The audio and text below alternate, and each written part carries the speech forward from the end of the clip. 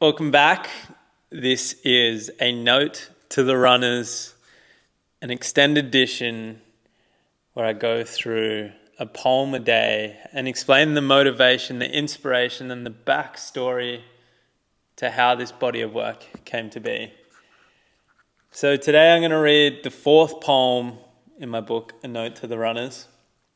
And this one is titled, Remember the Courage It Took.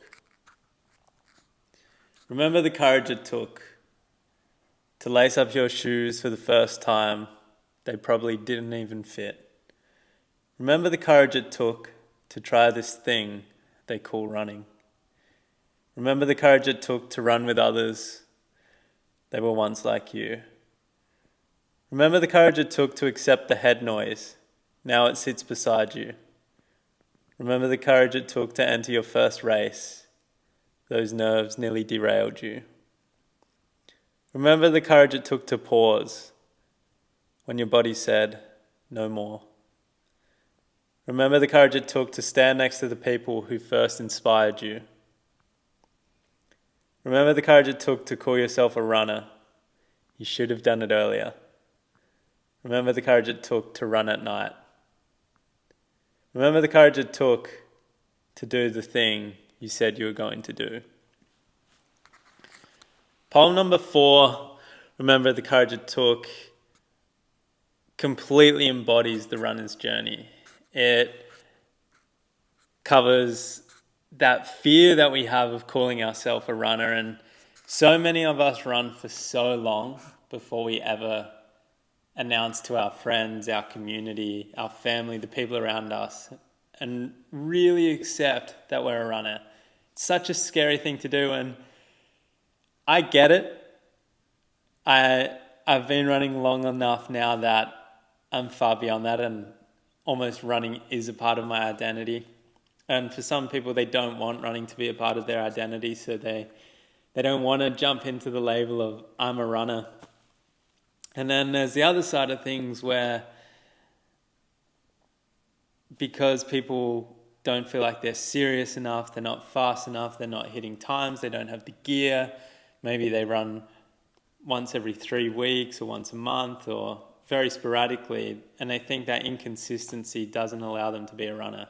And for me, if you put on a pair of shoes and you head out there, then you are a runner. But I'm not going to go down that route too far today, because that is actually another poem that's in the book. But sequentially, this poem, it goes from remember the courage it took to lace up your shoes for the first time. I personally can't remember the first time I put on a pair of shoes. I can't even remember what they were. Maybe they were an old pair of Asics. I'm really not sure. But when we first get into running, maybe we have a pair of shoes that isn't right for us. We borrow someone else's. Maybe they have holes. Maybe they're not even running shoes. Maybe we're going out bare feet. And it's just interesting, the journey and the arc that we go on as a runner, to the gear that we had in the very beginning to now. It's like I've got all these carbon plated shoes and the vest and hiking poles, and I take gels, and I love the purity of a beginner. You just go out there with what you have. You do your best with whatever you've got at your disposal. And I think that's a really beautiful energy to channel if you can. So yeah, remember the beginning. Remember the courage it took to actually try to run. And again, for me, it's like, I don't really remember my first runs or the first time where I was just like, I'm going to go and do this. And I'm just going to go out for an easy jog. And then remember the courage it took to run with others. And for people that are new to running, this one is definitely a funny one, because I'd often laugh at my friends when they came with headphones, and I'd say, what are you doing? I was like, we're going to chat on this run. And they'd say, what do you mean chat? I don't talk whilst I run. And yeah, then you see them like take out their earphones, particularly when we had all the corded earphones. And it was this thing where you just run side by side with people. And then again, it's this like step of courage to be like, hey, like, I'm going to try and talk whilst I'm running. And that's a whole new thing for people. Remember the courage it took to accept the head noise every day. Well, not every day, but there's a lot of days where there's still a lot of head noise. Maybe I've spent the whole day in front of a laptop or at work, or something's happened in a relationship or a friendship, and whatever the stresses of life may be. And it seems easier to stay at home. It seems easier to just jump into bed or just do anything else but get out the door and run. But then you do that, and the first few Ks, you're out there and your mind's so busy, and all of a sudden you realize that you start paying attention to your heartbeat. You start paying attention to the nature and the bird calls or the traffic lights or the environment around you. And then all of a sudden the head noise, it disappears. And also the skill of being able to deal with the head noise and be like, okay, maybe today it still exists, but now, as I said in the poem, now it sits beside you. And what a wonderful byproduct of running that is, this element of mindfulness and what it allows us and how it gives us space from our thoughts and our stresses, and it kind of calms a busy mind. Remember the courage it took to enter your first race. This applies to any race.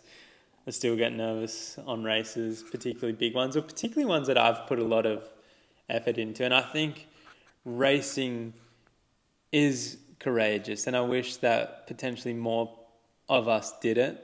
And it's not even from a competitive side of me versus you, us versus them. It's just like you versus you versus the previous version of you, or you looking to see what a future version of you may look like. And I think that's such a cool thing. And it's scary because I think innately we all want to go out and be better every single time that we run or every single time that we race. But that's not a reality. And that means that we're going to come up against failure. We're going to come up against disappointment. And it's courageous to put yourself in a place of it's courageous to put yourself in a place where there's a high chance of failure, and running and racing and competing allows that. And rather than us versus them mentality, it's just, you're almost giving yourself a gift of, if you do fail, you just put yourself in this like honey pot of knowledge and life lessons. And I think that's a great thing. Remember the courage it took to pause when your body said no more. This one I actually think is one of the most powerful lines, because a lot of us, when we get injured, we like to sit in a place of denial. Not that we like to sit there. It's never a good feeling to sit with, but it's brave to be like, okay, I'm going to rest. I'm not going to push my body harder and till the point that it cracks or breaks. I'm actually going to listen.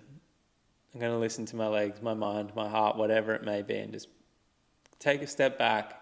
That is courageous.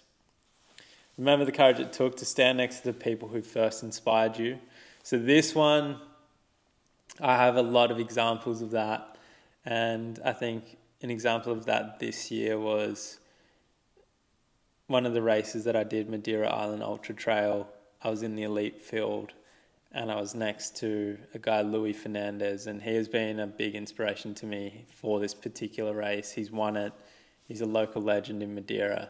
He's an incredible runner. I've trained with him a lot. And I remember the first time I went to Madeira, I was so excited to talk to him and then to run with him. And then eventually I was lining up next to him, and there's a lot more people that I hope that happens to. There's a lot of people in the running world that I admire and would love to race against one day.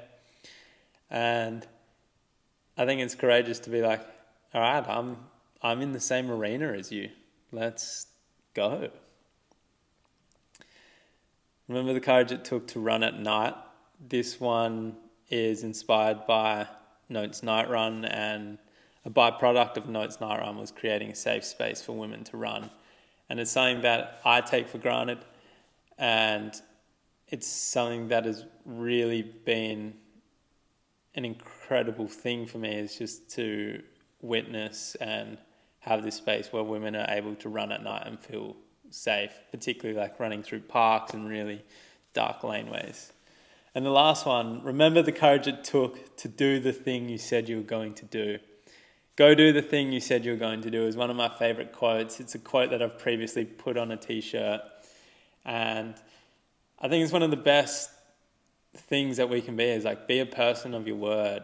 Be a person that actually goes out and lives life, actions the things, actions your dreams, actions the things that you write down on paper. Go do it. If you say something, go and do it. Be a person of your word.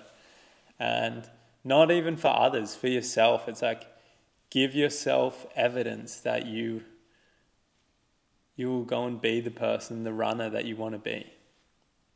So that's the inspiration behind this poem. And yeah, I think every line in poem 4 in this book, there's a story to it, because we've all been there. We've all been a beginner once. We've all felt nervous. We've all had head noise, and it's just part of being human, and part of being a runner. So there you go. That is a little deeper insight. I don't think there was necessarily a seed, a real big seed for this one, or something very specific that triggered me to write this. But I know once I got flowing on this topic, I was like, I could keep going. There's so many times as a runner that we are courageous. Anyway, pre-order is open. You can get this book on anotetotherunners.com. You'll see it on the website. Pre-order. I am shipping worldwide. And if I've missed anything, any places in the world, please let me know, and I'll make sure that I can send this book to you. I'm in control of it. So if you pre-order early, I'm writing a poem.